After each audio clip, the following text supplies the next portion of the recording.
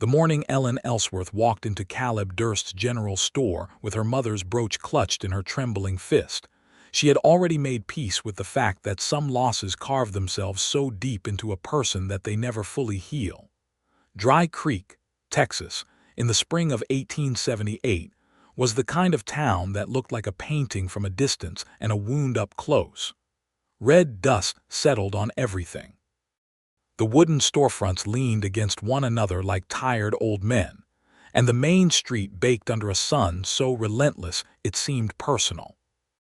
There were maybe 400 souls scattered across the valley, most of them scratching at the earth for a living, a few of them prospering at the expense of those who were not. Ellen, at 26 years old, had spent the last 3 of those years sliding steadily from the first group toward something worse than the second, something that did not have a polite name. She had come to Dry Creek as a bride. Thomas Ellsworth had seemed solid when she married him back in Georgia, the kind of man who made quiet promises with steady eyes. They had traveled west together with the hope that land and hard work might build them something lasting. But Thomas had a weakness that the wide-open frontier had only amplified, and that weakness had a name: the gambling table. By the time the fever took him in the winter of 1876, he had mortgaged the small parcel of land they had purchased, borrowed money from a man named Silas Greer, who ran the town's only lending operation out of the back room of the saloon, and left Ellen with a debt that seemed to breathe and grow on its own. Silas Greer was not the kind of man who waited patiently. He had given Ellen a year after Thomas died, which she later understood was not generosity but calculation. He knew she had nowhere to go and no real means of repaying what was owed, and he enjoyed watching people arrive at the bottom of themselves before he picked through what was left. The debt stood at $140, a sum that might as well have been $1,000 given Ellen's circumstances. She had taken in laundry, mended clothes, cooked for miners passing through, and sold the few pieces of furniture Thomas had not already traded away. She had whittled the debt to $90 over the course of a year, and then Silas had quietly added interest that she had not known was accumulating, and suddenly she was back to 120. The brooch was the last thing she had from her mother. It was a small oval piece, gold-plated with a delicate pattern of forget-me-nots worked in pale blue enamel around its edge. Her mother had worn it to church every Sunday in Savannah, and when she passed it to Ellen before she died, she had pressed it into her daughter's palm and said that some things were meant to outlast their owners. Ellen had kept it through the move west, through Thomas's slow unraveling, through the grief and the debt and the long cold nights of widowhood. She had kept it even when she sold the silver candlesticks and the embroidered tablecloth and the small pearl earrings that had been a wedding gift. But Silas had come to her door 2 days ago with a man beside him, a broad-shouldered fellow whose primary purpose seemed to be standing somewhere behind Silas in a way that reminded you the world could become physical at any moment. Silas had told her the remaining balance was due by Friday, or he would have her removed from the property. The house was not even hers, technically. She had been renting a small 2-room structure on the edge of town from old Hector Crane, and Silas held Hector's notes too, which meant Silas had a very long arm. So Ellen had lain awake for 2 nights looking at the brooch on the nightstand, and feeling something inside her go quiet in that particular way that things go quiet when a person has run entirely out of road. Caleb Durst's general store smelled of tobacco and dried beans, and the particular dusty sweetness of bolted calico.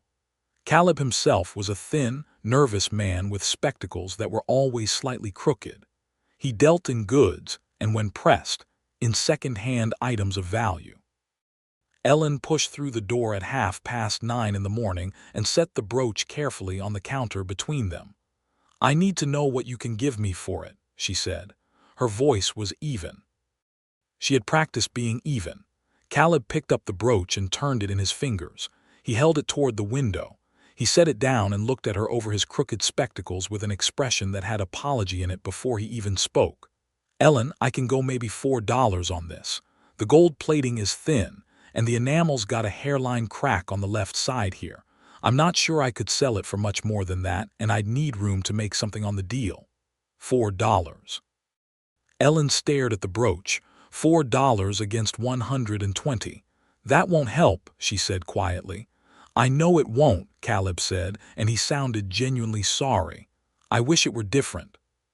She was reaching to take the brooch back when the door opened behind her and a man stepped in from the street. She did not turn around right away. She heard boots on the floorboards and the soft clink of spurs, and then she heard Caleb say, "Morning, Grant. The order you put in came on the wagon yesterday. I've got it in the back." "I'll collect it in a minute," said the man behind her, and his voice had a particular quality to it, low and unhurried, like a river running over smooth stones. "Don't mean to interrupt." "You're not interrupting anything," Ellen said, because she was already putting the brooch back into her palm and closing her fingers around it. She turned to go. The man standing inside the doorway was not what she expected, though she could not have said exactly what she expected. He was perhaps 30 years old, lean and broad-shouldered in the way that comes from work rather than idleness. He wore a weathered brown hat and a canvas duster that had seen considerable trail dust. His face was angular, with a jaw that suggested stubbornness and eyes that were a shade of gray-green she had not previously seen on a person, the color of sage after rain. He was watching her with an expression she could not immediately read. "I apologize," he said. "Didn't mean to rush you." "You didn't," she said, and moved to step past him. He stepped aside politely and then did something that surprised her. He looked at the counter where the brooch had been and then at her closed hand and then back at her face. It was not a rude look. It was a look that saw something and was making a decision about what to do with what it saw. Ellen went out the door and stood in the dust of Main Street and breathed in a slow, careful way. $4. She needed 120. She had 2 days. She did not cry. She had found that crying, like everything else in Dry Creek, cost more than she could afford. She was walking back toward her rented house when she became aware of footsteps behind her. She turned and found the man from the general store a few paces back. He stopped when she turned, as if he had been working up to something and was not yet sure he had arrived at it. "I'm sorry," he said. "I don't mean to follow you. My name is Grant Wallace. I've got a spread about 8 miles east of town. I'm not sure I have any business in this, and you can tell me to mind myself, and I will. But I couldn't help hearing just a fraction of what was said in there, and I could see the rest. I wondered if you might tell me what you need." Ellen looked at him for a long moment. Dry Creek had taught her that men who showed up offering things usually wanted something back, and whatever they wanted back was rarely simple. "My situation is my own business, Mr. Wallace," she said. "Yes, ma'am," he agreed immediately. "It absolutely is, and I won't press you, but I've got ears, and Caleb's store is not a very large building. I heard the number $4, and I could see that wasn't close to what you needed. I just thought I would ask." There was something in the directness of it that caught her off guard. He was not performing concern. He was stating a plain thing and offering to hear a plain answer. "Why?" she said. He considered the question seriously, which she appreciated. He did not give her a quick answer designed to reassure her. "Because I could," he said finally, "and because whatever you're up against looked like something a person shouldn't have to face alone." Ellen studied him. His hat was in his hands now, held at his side in a way that felt respectful rather than theatrical. The morning sun was putting shadows across the main street, and a horse was stamping at the rail in front of the saloon, and somewhere down the way a child was calling to another child. The ordinary world going on around an extraordinary moment. "I owe $120 to Silas Greer," she said. "I have 2 days. The brooch was the last thing I had worth selling, and it would not have made a dent." She said it plainly because it was plain. "I don't know why I'm telling you this. I suppose because there's something honest about the way you asked." Grant Wallace was quiet for a moment. Then he put his hat back on his head in a single easy motion. "May I walk with you a little?" he said. She thought about it, which was itself something. 3 years of widowhood had made her careful with her own time and her own company. "I suppose," she said. They walked together along the edge of the street, not toward her house particularly, just walking the way people walk when they are thinking through something and need their feet occupied. Silas Greer is a vulture, Grant said. He did not say it dramatically. He said it the way a man states a weather condition. He's got half the debts in this county in his pocket, and he collects them at twice what they started out as. He had a man named Carroll thrown out of his home last fall.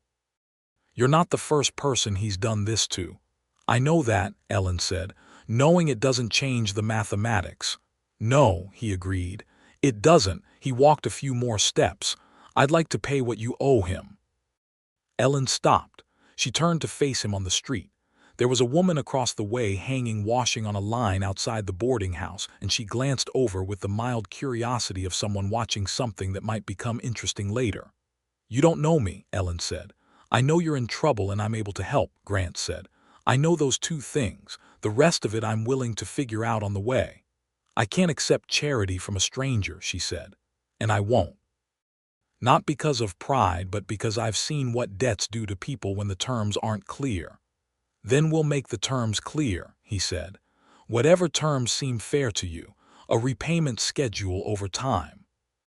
Work if there's some kind of work that could be arranged. Whatever makes it feel right to you and not like something handed down. He said this without urgency, without the pressure of a man who needed something back. The only thing I'm asking is that you don't sell that brooch. It matters to you. You're holding it like it's something alive. Ellen looked down at her hand. She had not realized she was still clutching it. She opened her fingers and looked at the forget-me-nots on the gold plate, the faint hairline crack in the enamel that Caleb had pointed out, the small oval face of the thing her mother had touched every Sunday of her life. She closed her hand again. Why does it matter to you whether I sell it? She said. I don't know exactly, he said, and again the honesty of the answer was the thing that reached her. But some things are worth more than what you can put a number on. A man who knows what's valuable and what's merely expensive is at least worth listening to.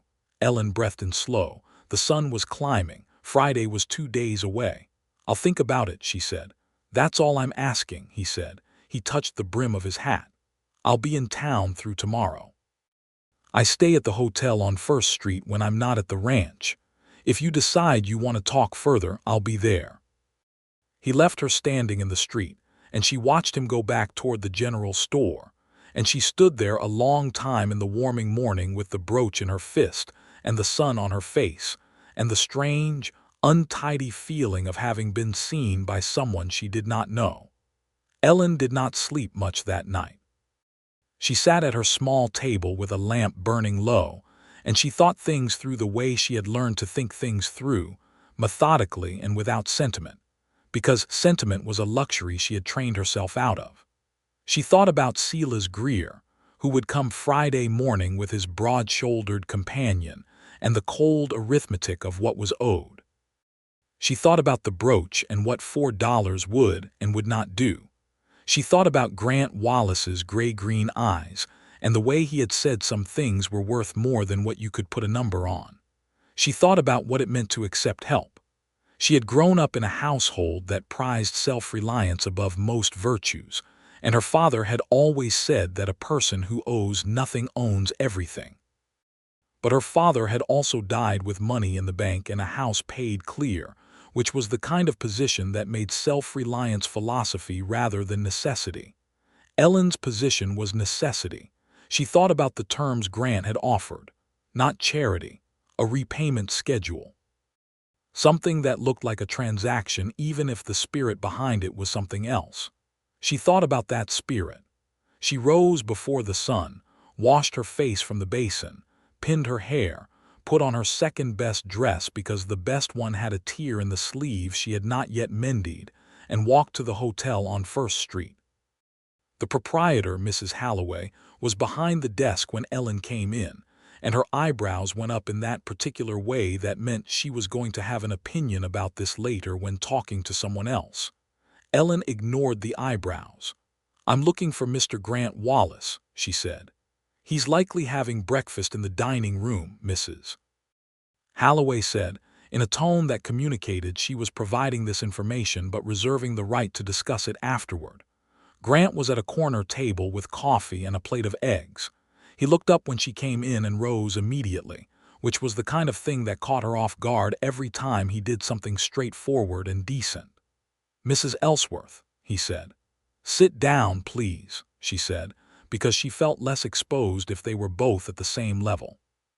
She sat across from him without being invited and folded her hands on the table. "I've thought about your offer. What can I get you?" he said, already looking for the girl who served the tables. "Nothing, thank you." "I've eaten." She had not eaten, but this was not the time. "I want to know the terms." He folded his hands on the table to mirror hers. It was not a calculated gesture. He was simply paying attention to her. "Whatever you decide is fair," he said. "I mean that literally." "That's not a term," she said. "That's an invitation to be taken advantage of." He almost smiled. "I suppose it is. All right. Here's what I'd suggest, and you can change any piece of it." He leaned forward slightly. "I pay Silas Greer the $120. You repay me at whatever rate you're able, with no interest and no deadline that would put you in the kind of pressure you're in right now. If a month goes by and you have nothing, nothing is what you pay. If you have $5, you pay $5. There is no penalty for slowness." Ellen was quiet for a moment. "And if I never fully repay it, then I've helped a person in trouble," he said.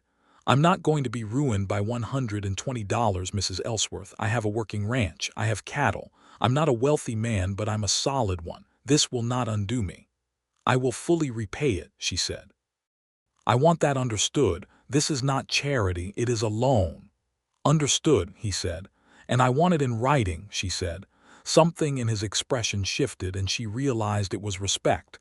He nodded. "I'll have Caleb write it up if you'd like a witness," he said. "Caleb is honest." "I know Caleb is honest," she said. "That would be acceptable." They went to the general store after breakfast, and Caleb wrote out a simple agreement on a sheet of paper from his ledger book, and both Ellen and Grant signed it, and Caleb witnessed it with his own signature. It was not a legal document in the strictest sense, but it was real in the sense that mattered, which was that both parties had looked each other in the eye over it. Then they walked together to the back of the saloon, where Silas Greer kept what he called his office, which was a room with a desk and a lockbox and curtains the color of old tobacco. Silas was at his desk when they came in, and when he saw Grant Wallace his expression went through several things quickly, because Grant Wallace was not a man people were casual about crossing. He had a reputation in Dry Creek as someone honest and capable and quietly unbothered by opposition, which was the most effective kind of person in a frontier town. "Silas," Grant said pleasantly, "Mrs. Ellsworth is here to settle her account." Silas looked from Grant to Ellen and back. His mouth was doing something complicated.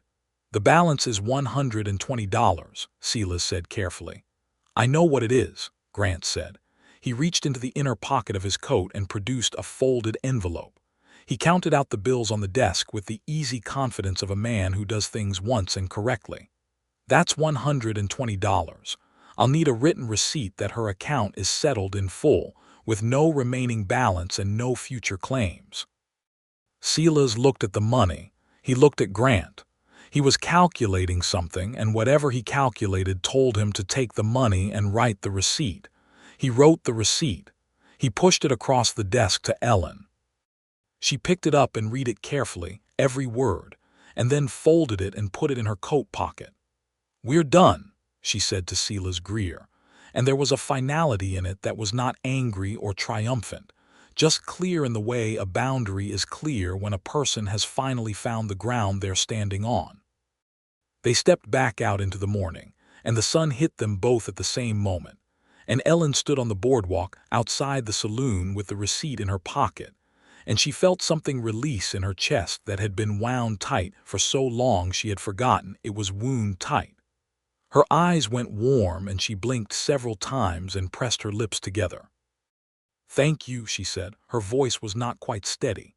"You're welcome," he said, and he did not make it bigger than it was by saying more than that. She looked at him. "I don't know what to do now," she said, and she meant it practically, the immediate next moment of a life that had been organized entirely around the debt for so long that its absence felt disorienting. "I imagine you walk home," he said, "and then you figure out the next thing." "Yes," she said, "I suppose I do." He walked with her to the end of the main street and then stopped. "I'll be heading back to the ranch this afternoon," he said, "but I come to town most Saturdays. If you ever want to talk about the repayment schedule or anything else, I'm findable."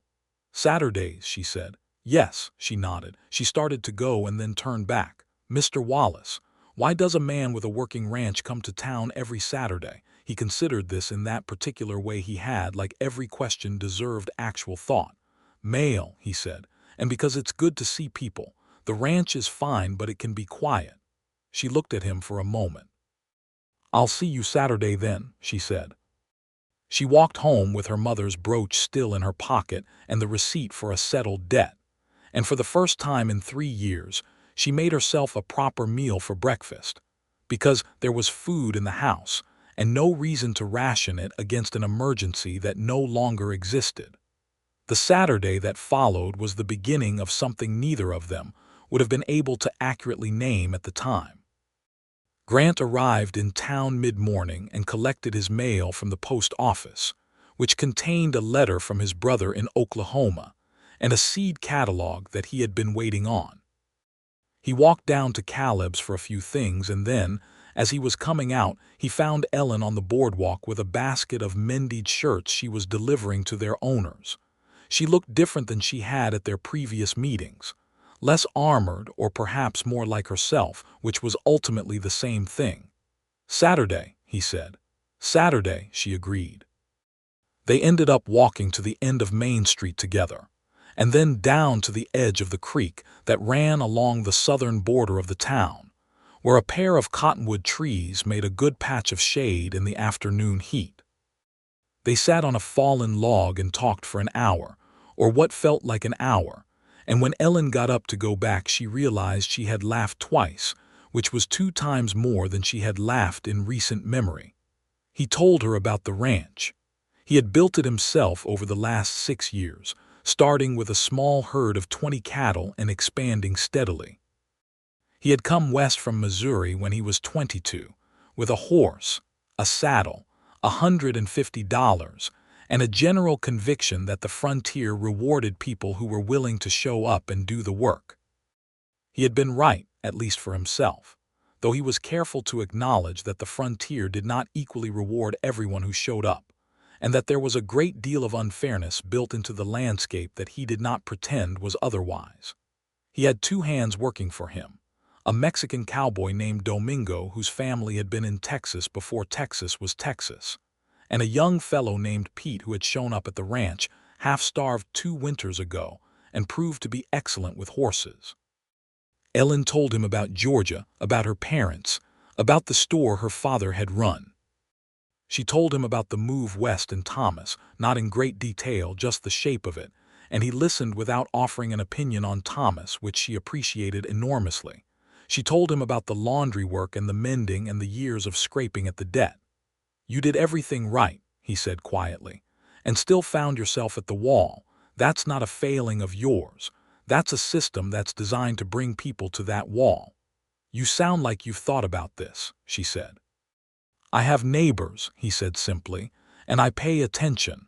The Saturday visits became a habit and then a ritual, 2, 3, 4 weeks in a row.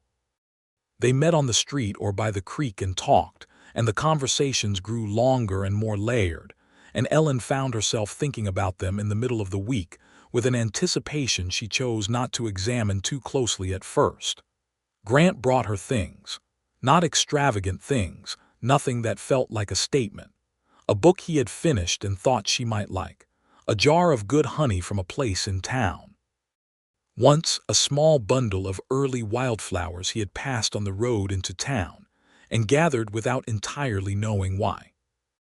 She received these things with a warmth that she was careful not to let become too visible, not because she did not feel it, but because she was still learning what it meant to let herself feel it. He fixed the loose step on her porch without asking, one Saturday afternoon when he had come to collect something she was returning to him. He just noticed it when he arrived, looked at it, and on the following Saturday showed up with a hammer and a plank, and nailed it right while she stood in the doorway watching him. "You didn't have to do that," she said. "The step was loose," he said, as if this were a complete explanation. "I know the step was loose," she said. "I was going to fix it eventually. Now you don't have to," he said. She wanted to be annoyed about this and found she could not quite manage it. He asked her one afternoon by the creek if she had ever ridden beyond the town, out into the open country. She said she had not since Thomas had sold their horses in the first year of their debt troubles. "Would you like to?" he said. "I've got a horse that's steady and easy. Domingo says she's so calm you could ride her through a brass band without trouble." "I haven't ridden in years," she said. "It comes back," he said, "like most things." They rode the following Saturday. He brought a spare horse, a roan mare with one white sock named Patience, which turned out to be an accurate name. Ellen sat stiffly in the saddle for the first few minutes, and then her body remembered and she relaxed, and they went east along the creek road with the spring sun on their faces and the cottonwoods beginning to show their first green. And it was one of the most purely good hours Ellen had spent in a very long time. He showed her the ranch from the ridge above it. It was a neat place, a solid house, a well-built barn, a corral with good fence posts, a kitchen garden along the south wall that was just beginning to show signs of life. The cattle were scattered across the lower pasture, 115 head he had told her, building toward 200. "It's a good ranch," she said, meaning it. "It's getting there," he said, and there was a quiet pride in his voice that was not boastfulness but simply the satisfaction of a person who has built something with their hands and their years. She looked at the house and at the kitchen garden. She looked at the wide land rolling out to the south, the sky that was so enormous here that it felt like a different sky than the one she had known in Georgia, like the West had simply pulled the ceiling off the world. She thought about what it might feel like to belong to this landscape instead of just surviving inside it. She did not say any of this, but she thought it.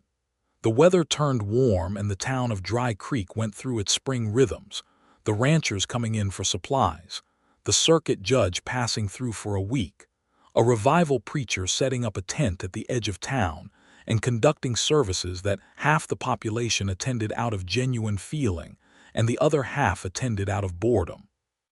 Ellen went to the revival on a Wednesday evening because several of the women she did laundry for were going, and she had been invited. She found herself sitting 2 rows behind Grant Wallace, who was apparently also in attendance. He turned once and saw her and nodded, and she nodded back, and the preacher said something about new beginnings that felt pointed in a way that was either coincidence or providence. After the service, as people were filing out into the warm evening air, Grant found her on the edge of the tent and said he was heading to the hotel for supper and would she like to join him, and she said yes before she had quite finished thinking about whether she should. It was their first proper meal together, at a table in the hotel dining room with the lamp burning and the sound of the street coming through the open window. They ordered the same thing because it was the only thing available, which was beef stew and corn bread and coffee, and they talked until the girl who served the tables came around a second time looking apologetic and said they were closing up. Grant walked her home in the dark, which in 1878 in a frontier town was not the kind of thing that went unnoticed by anyone who happened to be watching from a window, and Ellen was aware of this and found she could not quite make herself care as much as she perhaps should have. At her door he stopped. The night was very quiet and the stars were very thick, the kind of sky the West made that the East never quite managed. "I enjoy talking to you," he said, "more than I've enjoyed talking to anyone in a considerable while." Ellen looked at him. The lamplight from her window made a narrow bar of gold across the porch boards. "I enjoy it too," she said. "I'd like to keep doing it," he said, "if that's agreeable." "It is agreeable," she said, and she was aware that they were both speaking with a particular care, the care of people who understand something is happening and do not want to break it by grabbing at it too quickly. "Saturday, then," he said. "Saturday," she said, and went inside, and stood with her back to the door for a moment in the small, warm room and felt something that was unmistakably happiness, actual, uncomplicated happiness, which was so unfamiliar she spent several minutes simply locating it before she let herself believe it was real. Summer arrived in a blaze, and the Saturdays piled up like gold coins. They had picnics by the creek. They rode out to the high ridge and sat on flat rocks and looked at the country below. He taught her to identify different types of sage, and she told him about the history of the jewelry piece that had started everything between them, the full story of her mother and the Sundays in Savannah, and what it meant to carry something that a person you loved had once pressed into your hands. He listened to all of it with the focused attention that was one of his most particular qualities, the quality that made you feel, when you were talking to Grant Wallace, that what you said was the most important thing currently being said anywhere in the world. One afternoon he asked if he could see the brooch. She brought it out of her coat pocket where she still carried it every day and held it on her palm between them. He looked at it carefully without touching it. "It's beautiful," he said. "Your mother had good taste." "She had excellent taste in almost everything," Ellen said. "Her taste in my father was perhaps her one exception." He glanced up at her with a surprise that turned immediately into a laugh, and she laughed too, and it was the kind of moment where two people discover they can be honest with each other in a way that is not unkind, just true. He asked about her father. She told him. "Not a villain," she said, "just a man who was small in the ways that mattered and could not help knowing it, which made him difficult to live with." Her mother had been the one with the grace and the spine, and Ellen had tried to inherit both. "You have," he said simply. She looked at him. The afternoon light was doing something complicated with the sage and the dust. "Grant," she said. It was the first time she had used his given name, and they both noticed it. "What are we doing?" He was quiet for a moment. "Not uncomfortable, just thinking. I believe we are becoming important to each other," he said. "I have been aware of it for some time, and I imagine you have too." "I have," she said. "I don't know what pace is right for you," he said. "You've been through a great deal, and I don't want to push at anything before you're ready, but I want you to know that I am not simply being neighborly." He paused. "I am not, in any way, simply being neighborly." Ellen felt the warmth climb up from her chest, and she was grateful that the afternoon light would make it harder for him to see the color in her face. "I did not think you were," she said. "I just wanted to hear you say it." He reached over and very carefully, with a deliberateness that told her this was not an accident, took her hand. She let him. His hand was calloused and warm and sure, the hand of a man who had built things, and she held it and looked out at the vast country rolling south and did not feel any of the things she had spent the last 3 years feeling. She felt only present, only here. "I would like very much," he said, "to court you properly, if that's something you'd allow." "I would allow it," she said. "I'd be glad of it." He squeezed her hand once, gently, and they sat like that on the flat rock in the sage and the summer air and said nothing for a while, which was its own kind of conversation. Word traveled in Dry Creek, because word always traveled in Dry Creek. People had seen them walking together, riding together, having supper at the hotel. Mrs. Halloway had told the butcher who had told the preacher who had told various members of his congregation. Opinion was varied. Most people thought it was fine or even good, because Grant Wallace was well regarded and Ellen was well liked by the people she worked for. A few people, particularly those with daughters of their own who had entertained ideas about Grant, were less generous in their assessment. Silas Greer, who had heard about everything, said nothing, which was his way of communicating that he was watching. Ellen paid Grant $12 in August, representing her summer earnings above what she needed to live. He recorded it in a small ledger he kept, which she found both practical and touching. "You don't have to be so formal about it," she said. "You wanted it formal," he reminded her. "I'm respecting what you wanted." She had to admit this was true. He took her to meet Domingo and Pete at the ranch one Saturday in late August. Domingo was a compact, brown-faced man in his 40s with a handlebar mustache, and a way of looking at things that suggested he had already figured out what they were going to do before they did it. He shook Ellen's hand with great formality and then showed her the kitchen garden with the enthusiasm of a man presenting a work of art. Pete was barely 20, freckled and gap-toothed, and he blushed enormously when introduced, and then recovered by talking extensively about a horse, which Ellen thought was very endearing. She helped make supper that evening, working in Grant's kitchen while he and the hands saw to the animals. The kitchen was clean but sparse, a bachelor's kitchen with nothing decorative and everything functional. She found herself rearranging things slightly without thinking about it, and then thought about it and left them as she had arranged them, because she felt she had earned the small liberty of a more logical pot placement. Grant came in from the barn and saw what she had done with the pots and stopped in the doorway. "You moved the pots," he said. "The way you had them made no sense," she said.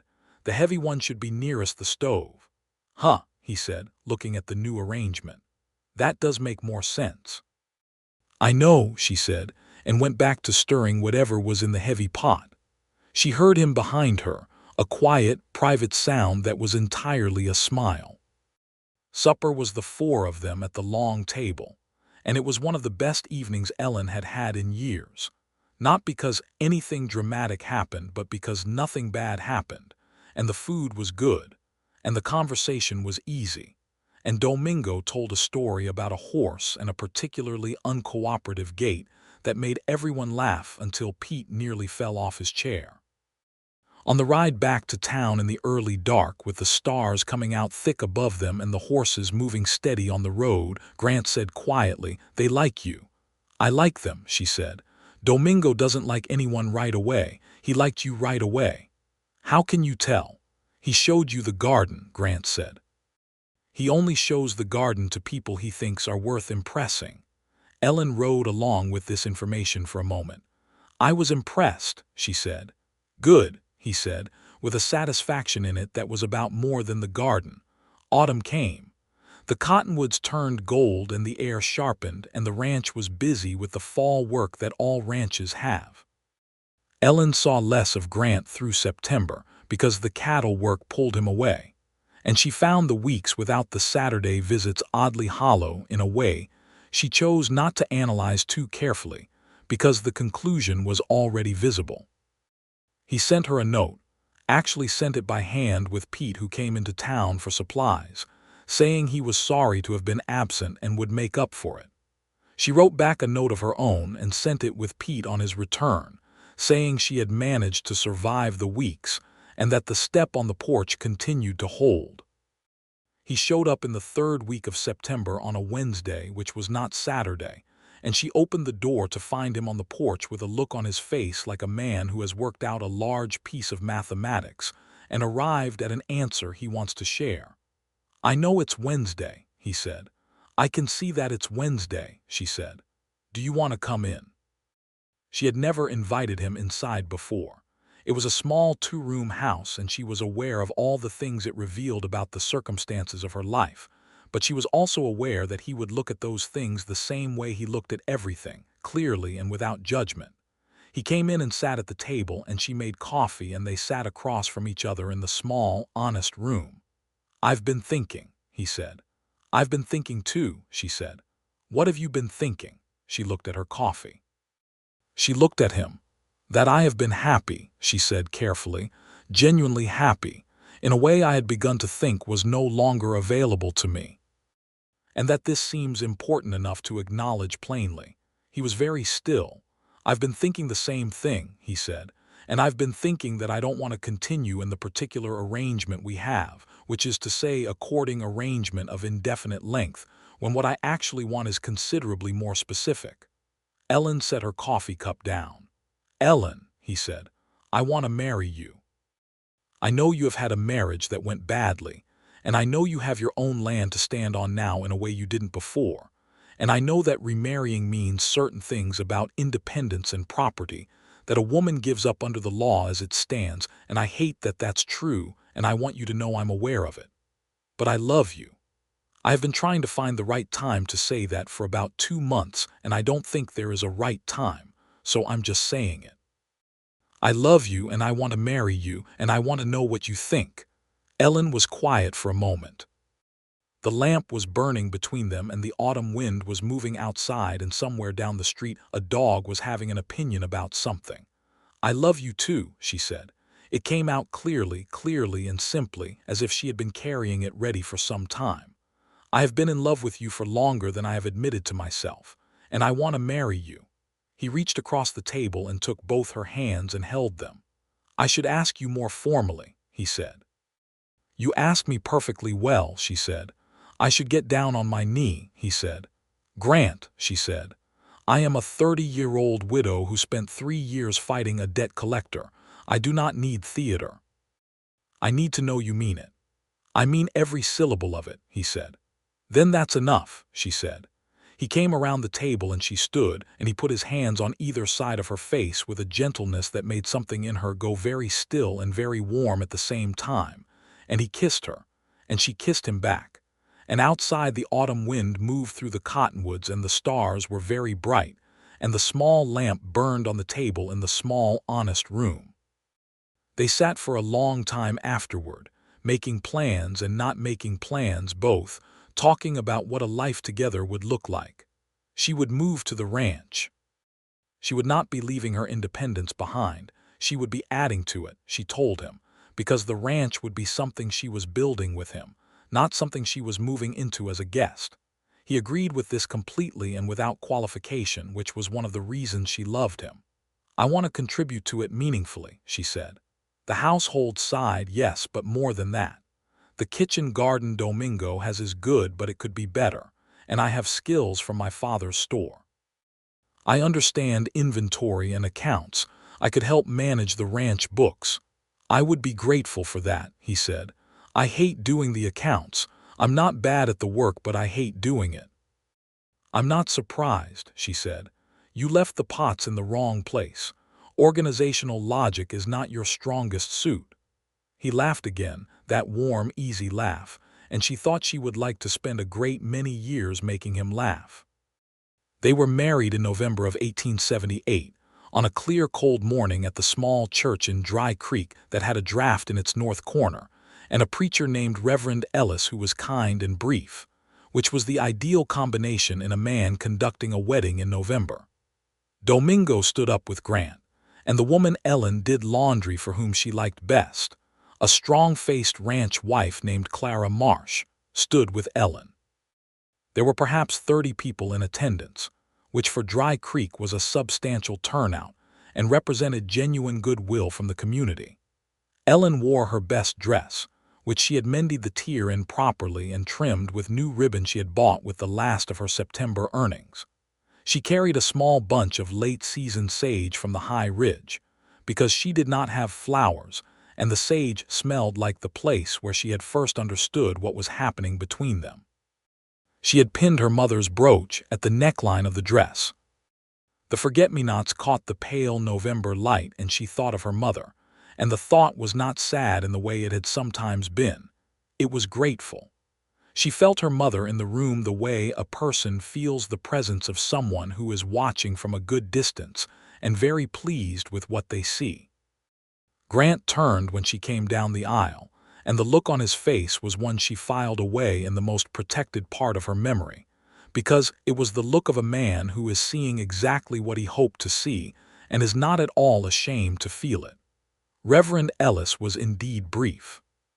The vows were the old words, which Ellen found she liked because the old words had earned their place by meaning what they said across a great many years and a great many people who had needed them to be true. They went back to the ranch in the afternoon, the 4 of them, Grant and Ellen and Domingo and Pete, because the hands were family in the way ranch hands sometimes are when a man has built a place with good bones and treated the people working it with respect. Clara Marsh came too and brought food, and they had a wedding supper around the long table with enough food to feed the entire town, and a bottle of whiskey that Domingo produced from somewhere about his person with the air of a man who had been saving it for an important occasion. Ellen raised her glass and looked around the table at these people, this warm room, the kitchen where she had moved the pots, and which was now beginning to look like a kitchen that belonged to her too, the window that showed a night sky full of stars. "To new beginnings," she said. "To new beginnings," they said and drank. Later, when the supper was cleared and Clara had gone home and Domingo and Pete had gone to the bunkhouse, Ellen and Grant sat alone by the fire in the main room. The house was quiet.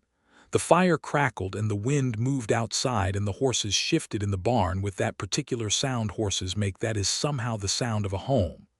"Hello, Mrs. Wallace," he said. "Hello," she said. She thought about how it sounded. Ellen Wallace. She tried it internally and found it fit in a way that surprised her with its completeness. He put his arm around her, and she leaned into him, and they sat together in the firelight and said very little, because what needed to be said had been said, and what came after saying it was simply the living of it. Winter settled over the ranch, and Ellen learned its rhythms from the inside, which was different from how she had imagined it from the outside. There was more work than she had anticipated and also more satisfaction.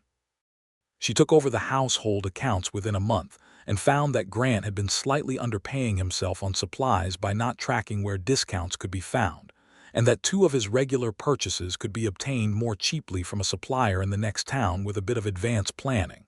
She saved them $30 over the winter months simply by paying better attention. "You're remarkable," he told her one evening when she showed him the figures. "You were paying too much for salt," she said. "Still," he said, "remarkable." She organized the kitchen garden plans for spring, expanding on what Domingo had been doing, adding rows she had calculated would produce a surplus they could sell in town. She corresponded with Clara Marsh about the local market for produce, and found there was genuine demand she had not previously known about. She wrote letters in the evenings by lamplight, building a small network of practical knowledge that began to make the ranch a more efficient and profitable operation. Grant watched all of this with the particular quality of admiration he had, quiet and steady and genuine. They paid off the last of Ellen's loan to herself, which was to say to Grant, in February of 1879. She had kept the ledger and the payments, and when she crossed off the final entry, she held up the ledger and showed him. "Done," she said. He looked at the ledger. $12 says we celebrate. "We don't need to spend $12 celebrating," she said. $8 then. Grant. $4 and a very nice dinner that you cook yourself but that I clean up after entirely," she laughed. "That I can accept." They had the dinner and he cleaned up after it, entirely and without complaint, and she sat at the kitchen table with coffee and the ledger, and looked at the cleared account and thought about the morning she had walked into Caleb Durst's general store with the brooch in her fist, and the particular desperation of someone who has no more road. That woman was still her. She did not believe in the fiction of transformation as erasure, but she was also no longer in the same place that woman had been standing. She had moved. She had been moved. Both of these things were true. She opened the brooch in her palm and looked at it. The forget-me-nots were exactly as they had always been. The hairline crack in the enamel was still there, unchanged by anything that had happened. Spring brought calving, which was exhausting and beautiful and occasionally alarming. Ellen helped when she could, which turned out to be more often than Grant had initially anticipated, because it turned out that the practical competence that had gotten her through 3 years of widowhood translated reasonably well to the needs of a working ranch. She was not afraid of physical work, and she was not afraid of difficulty, which were 2 of the most important qualities a person could have in an operation that involved animals and weather. She also discovered in the spring that she was expecting their first child. She told Grant on a warm morning in April when the kitchen garden was just beginning to show green. He was at the table with his coffee and she sat across from him and said it plainly, because plainness between them had always been one of their languages. He was very still for a moment. Then he set down his coffee cup with great deliberateness. "Truly," he said. "Truly," she said. He came around the table, which he seemed to do at the most important moments, and gathered her up in his arms, carefully, completely, the way he did everything. "Are you happy?" he asked against her hair. "I am more happy than I know how to say," she said into his shoulder.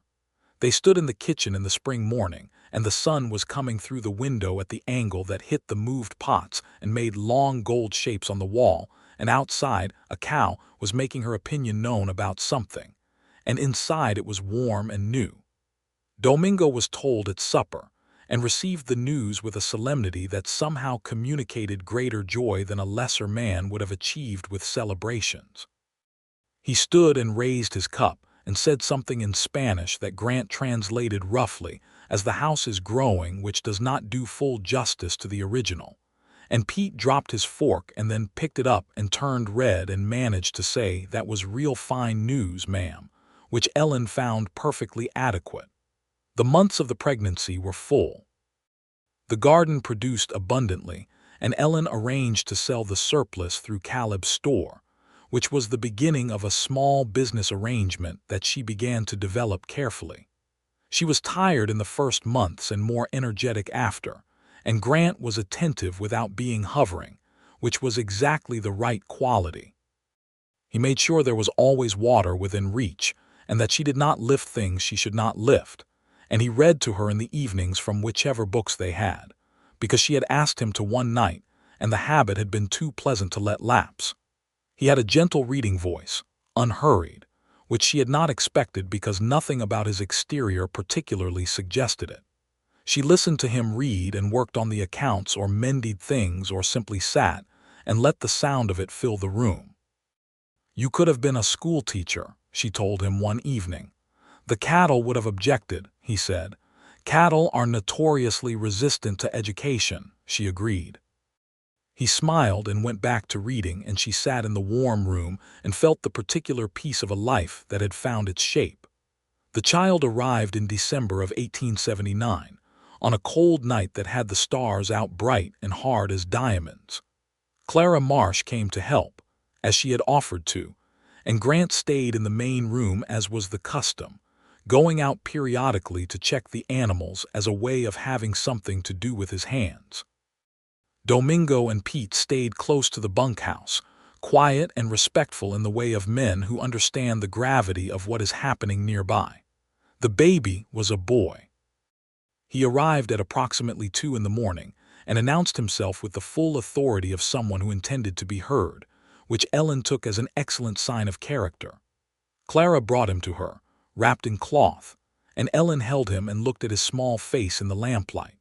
He had Grant's jaw, or the beginning of it, the suggestion of that particular stubbornness she loved, and he had her mother's coloring, the dark hair and the fine features that the Ellsworth women had carried for generations. Grant came in when Clara went to tell him. He stood in the doorway of the bedroom, and Ellen watched his face do something enormous and quiet at the same time. He came to the bed and sat beside her, and she put the baby into his arms, and Grant Wallace, who was steady and capable and had built a ranch with his hands and carried himself through the world with a kind of easy competence, looked at the small person in his arms and was completely undone by it in the best possible way. "Hello," he said softly to the baby. "Just that, hello." "We need to name him," Ellen said. "What would you like?" he said, still looking at the boy. "I thought," she said carefully, "that we might call him James, after my father for the parts of my father that were worth keeping, and Henry after yours, James Henry Wallace." Grant looked at her. His eyes were bright in the lamplight. "James Henry," he said. "Yes." Clara left in the early morning, and Domingo and Pete were told at breakfast, and the ranch went through that particular warm upheaval that a new life brings to a working household. The baby was examined with great seriousness by Domingo, who declared him a fine and healthy boy, and who began, from that day forward, to refer to him only as little patron, which Pete found inexplicably hilarious every single time. James Henry Wallace grew through his first year and into his second with the particular energy of a child who has been born into a place of genuine love. He had his mother's dark eyes and his father's square hands and a personality that seemed, from very early on, to combine Ellen's practical tenacity with Grant's quiet stubbornness, which meant he would both identify the most logical course of action and then pursue it with absolute immovability once his mind was made up. The ranch prospered. Ellen's kitchen garden had grown into a genuine enterprise. By the time James was old enough to toddle through the rows pulling up things he was not supposed to pull up. She supplied Caleb's store regularly and had expanded to trading with a hotel in the next town that served meals. The revenue from the garden supplemented the cattle income and gave the ranch a stability it had not had before, a cushion for the seasons when cattle prices dipped or the weather turned difficult. Grant took her to the county seat in the spring of 1881 to do some business at the bank there, and while they were waiting for the banker, she sat in the bank's anteroom with James on her knee and the brooch pinned at her collar and thought about debt and freedom, and the strange curved roads that brought a person from one place to another. The banker's name was Henderson, and he was the kind of man who had learned to look at people and immediately calculate what they were worth. He looked at Grant with the assessment of someone sizing up collateral, and he looked at Ellen with the lesser version of that assessment reserved for wives, and Ellen sat with her straight back and her composed expression and waited for him to finish his calculations. When the business was done, Henderson shook Grant's hand and nodded at Ellen, and Grant said with perfect pleasant smoothness, "My wife manages our accounts. She's the reason we're in as good a position as we are." Henderson's eyebrows registered this information and rearranged themselves. Ellen nodded to the banker with an expression that communicated appreciation without performing it. On the way home, James asleep in the back of the wagon, Grant reached over and took her hand where it rested on the seat between them. "I meant what I said to Henderson," he said. "I know you did," she said. "That's one of the things I love about you." "I have a theory," he said, "that you are the most capable person I have ever met." "I have a theory," she said, "that you are the most decent one." He squeezed her hand and they drove home in the afternoon light through the red dust and the sage, the same country that had been indifferent to her suffering and was now, somehow, hers. The brooch was still pinned at her collar. It would always be pinned at her collar. She had stopped being afraid of losing it on the day she understood that some things, the real things, the things a mother presses into a daughter's palm and says should outlast their owners, are not kept safe by holding them desperately but by being the person who deserves them. She had become that person. She had always been working toward being that person. She just needed the right road and the right man standing at the other end of it, offering plainly and without pressure to help her find the rest of the way. 2 more years passed in the good and full manner that life passes when it is being lived rather than endured. James grew from a toddler into a small, serious boy who followed Domingo around the ranch with the dedication of an apprentice, and who had learned to identify 17 different kinds of birds by the time he was 3, because his mother had taught him and his father had given him a field guide, and the combination of these two facts told you most of what you needed to know about the family. In the fall of 1882, when James was almost 3 and the ranch was running its best season yet, Ellen discovered she was expecting again. She told Grant in the kitchen on an October morning, the same kitchen where she had told him the first time, and he reacted with the same stillness and then the same gathering warmth. "Are you well?" he said. "Very well," she said. "Better than the first time, actually. I feel different." "Different how?" She thought about it. "Settled," she said. "The first time I was happy but also a little afraid. This time I'm just happy." He held her for a long moment without speaking. Outside, James was in the yard with Pete, doing something with a stick that appeared to involve great concentration and an imaginary adversary. "Look at him," Ellen said, against Grant's shoulder. "I know," Grant said quietly.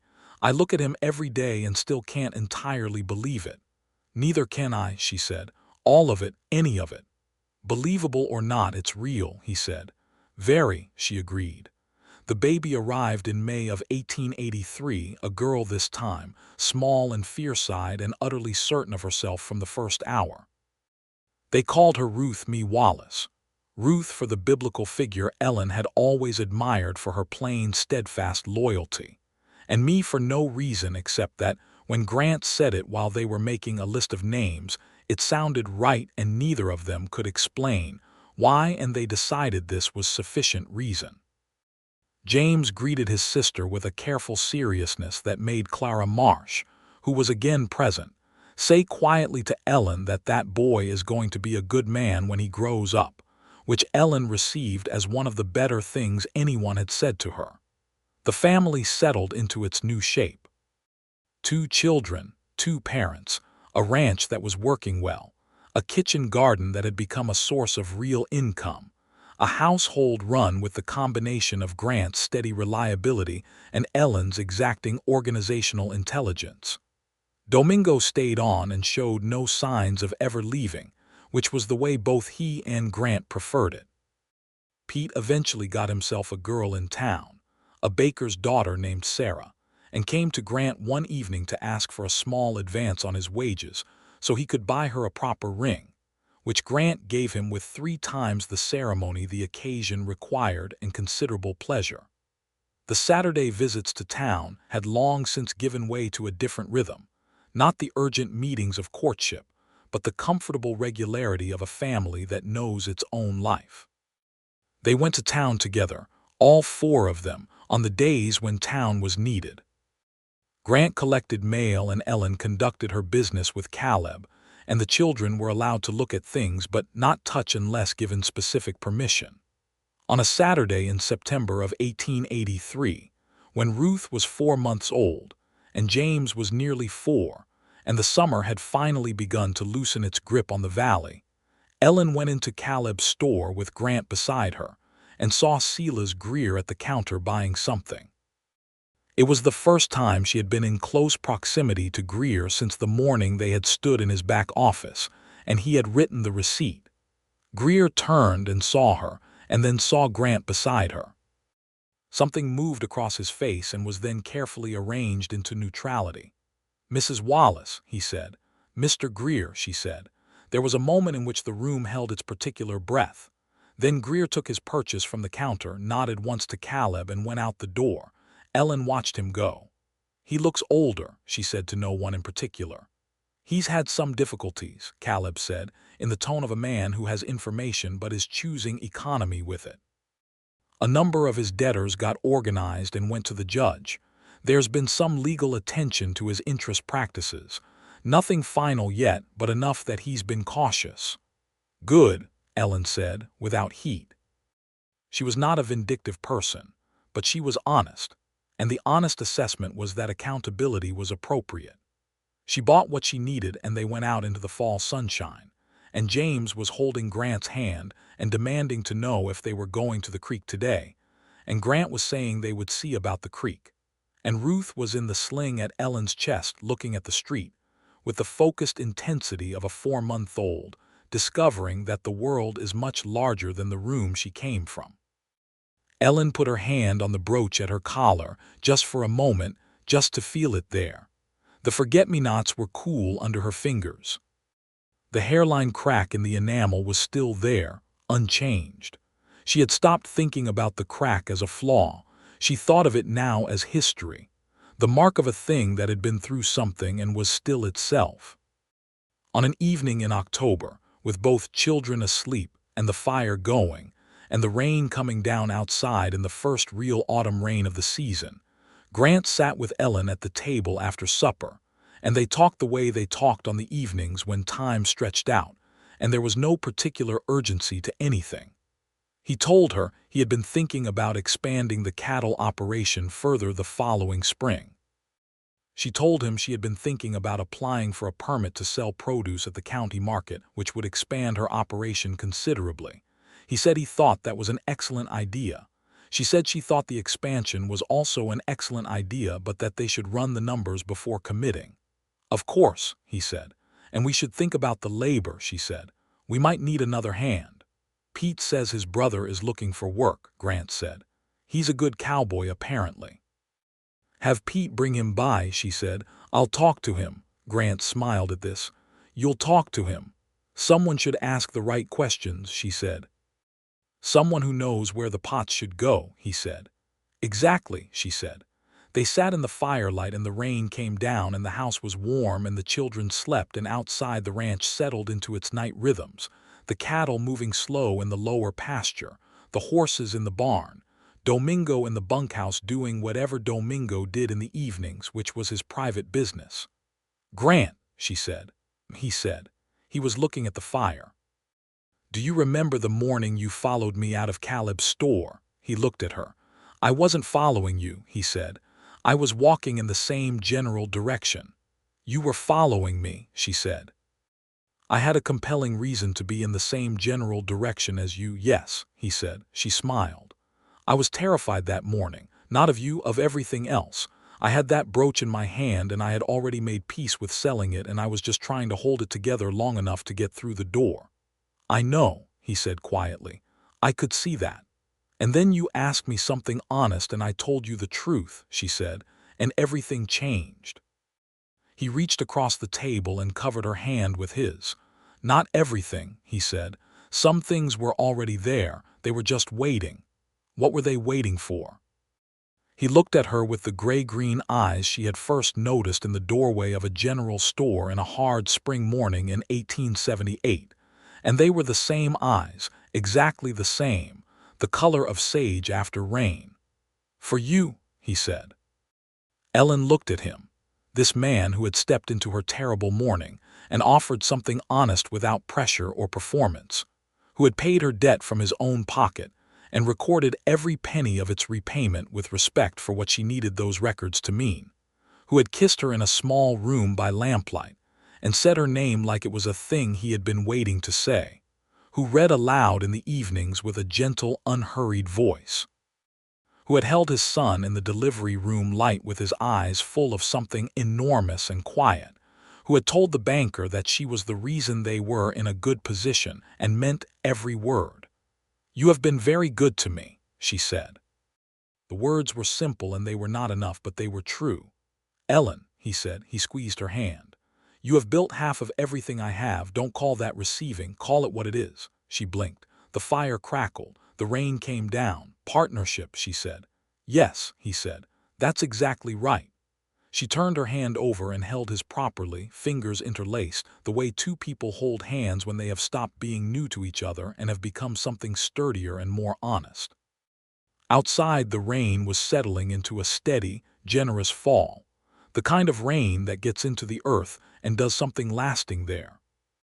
Inside, the fire was warm and the children were sleeping, and on the table between them was the ledger with the cleared account, and the ranch accounts with their tidy columns, and the morning's post, which neither of them had looked at yet, and a candle burning alongside the lamp. In the spring, Pete's brother Marcus came and Grant hired him after Ellen's interview, which was thorough, and to Marcus's considerable credit, he did not seem at all put out by being interviewed by the rancher's wife as if she were the rancher, which in the relevant respects she was. Marcus proved to be excellent with fencing, which was a perpetual need on a working ranch, and the following 2 years were good years, the kind of years that build on themselves. The cattle herd reached 200 head. The kitchen garden expanded to a 1/4 acre of organized production. James started going with Grant to check the cattle some mornings, riding in front of his father on the big roan, very serious about the responsibility of this. Ruth learned to walk and then to run and was in the kitchen garden almost before anyone could account for it, investigating the planted rows with the same dark-eyed focus her mother brought to the ranch accounts. Ellen wrote to her one surviving cousin in Georgia, with whom she had lost contact in the years of difficulty. The cousin, a woman named Harriet, wrote back at length and with warmth, and a correspondence was established that brought news of the world Ellen had come from, and which Ellen shared with Grant over supper the way you share news with a person who is interested in everything that makes you up. She told him about her parents and the store in Savannah and the particular quality of the light in Georgia in the autumn, which was different from Texas autumn, softer and more golden, she said, though nothing was wrong with Texas autumn, she hastened to add. "You miss it sometimes," he said. "Sometimes," she agreed. "The feeling of a place you grew up in doesn't entirely go away, but I don't miss my life there. I couldn't have become the person I needed to be there." "What person did you need to be?" She thought about it. This one, she said. James Henry Wallace grew up on the ranch and learned from everyone on it.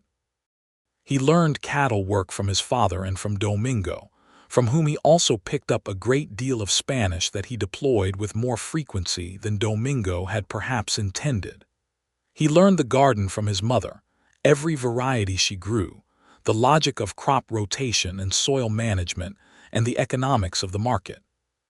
He learned horses from Pete, who remained the best horseman on the property despite Marcus's considerable general competence. He was 7 years old when he first asked his mother about the brooch. He had seen it all his life, always at her collar on any day that mattered, and on this particular Sunday morning he pointed at it and said, "What is that?" She took it off and held it so he could see. He looked at the forget-me-nots with the focused appraisal of a child who has learned to look at things properly. "It was my mother's," Ellen said. "Your grandmother, who you never met. She wore it every Sunday to church." "Why is it broken there?" he said, pointing at the hairline crack. "It's old," she said. "It's been through things. The crack doesn't stop it from being what it is." James looked at this for a moment with his father's serious expression. "What is it?" he said. "Something worth keeping," she said. She pinned it back at her collar and took his hand, and they walked to the wagon where Grant was waiting with Ruth, who was 4, and had an extensive and specific argument underway with the wagon board about the placement of her doll. And they went to Sunday service at the church in Dry Creek, the same church where Ellen and Grant had been married nearly 6 years before, the same church where Reverend Ellis still preached, though his hair had gone white, and he had taken to using a cane on account of his knee.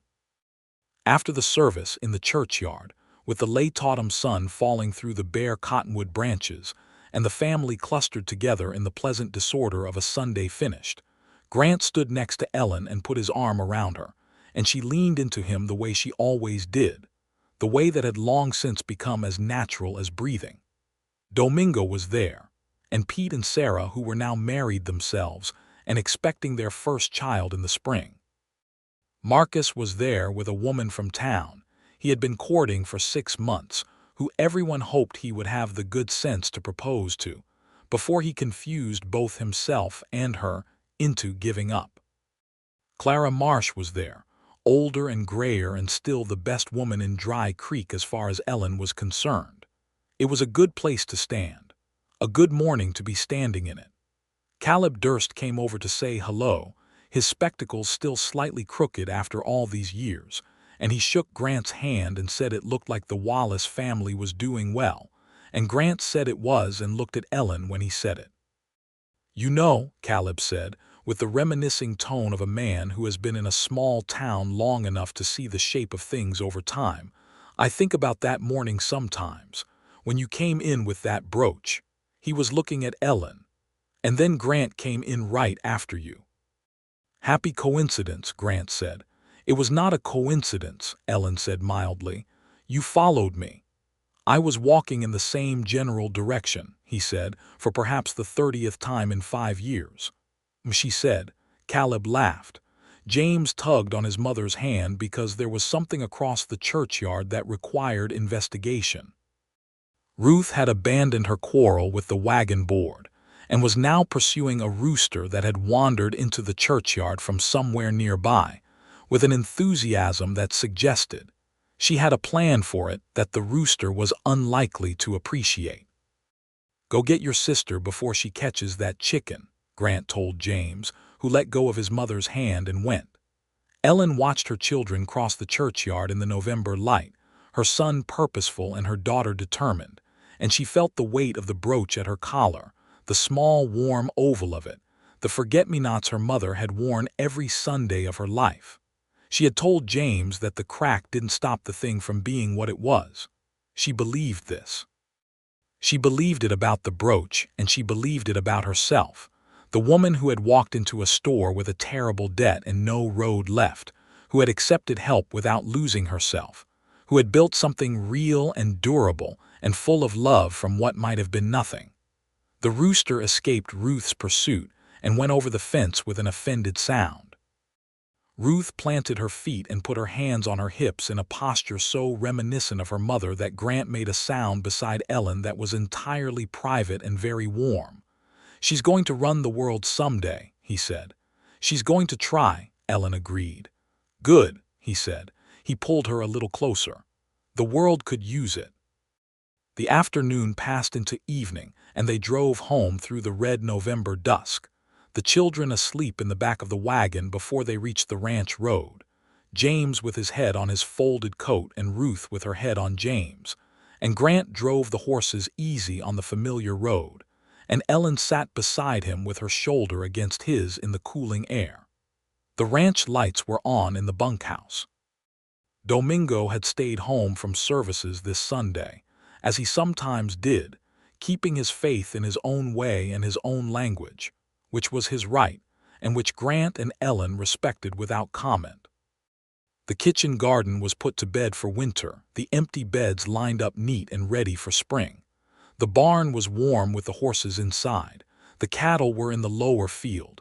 Grant brought the wagon to a stop in front of the house and sat for a moment with the reins in his hands and the quiet of the November evening around them and the sleeping children behind them.